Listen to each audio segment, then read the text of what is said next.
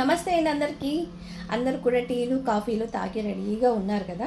Next వంటలు prepare చేసేవాళ్ళు వంటలు చేసుకుంటూ ఉంటారు, టిఫిన్స్ ప్రిపేర్ చేసేవాళ్ళు టిఫిన్ చేసుకుంటూ ఉంటారు.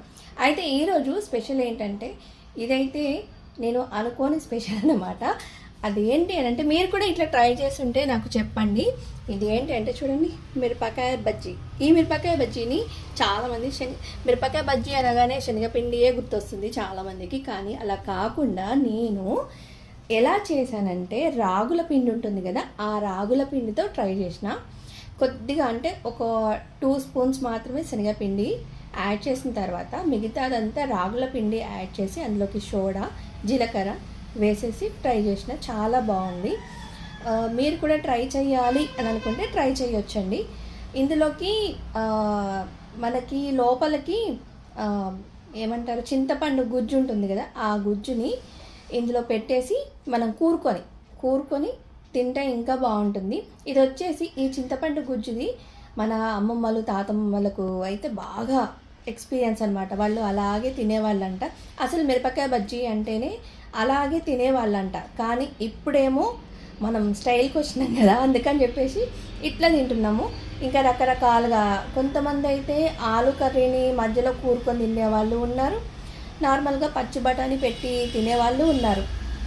కానీ ఎవరికి ఎలా ఇష్టమో మనకు తెలియదు కదా, అందుకని చెప్పేసి మనం చేసే ప్రాసెస్లో మనం చేసేస్తే వాళ్ళు ఒకసారి అలా చెప్తే ఇంకా మనం దాన్ని ఫాలో అవుతూ ఉంటామన్నమాట.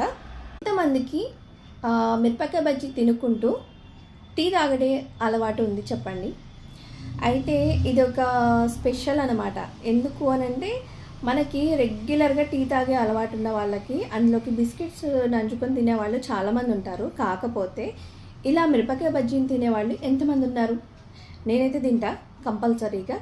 టీ లేకపోతే అస్సలు ఉండలేరు అనేవాళ్ళు కూడా ఎంతమంది ఉన్నారు? చాలామంది ఉంటారండి. మన ఆడవాళ్ళు అయితే టీ పడకపోతే మనసున పట్టదు అనేవాళ్ళు కూడా చాలామందే ఉన్నారు.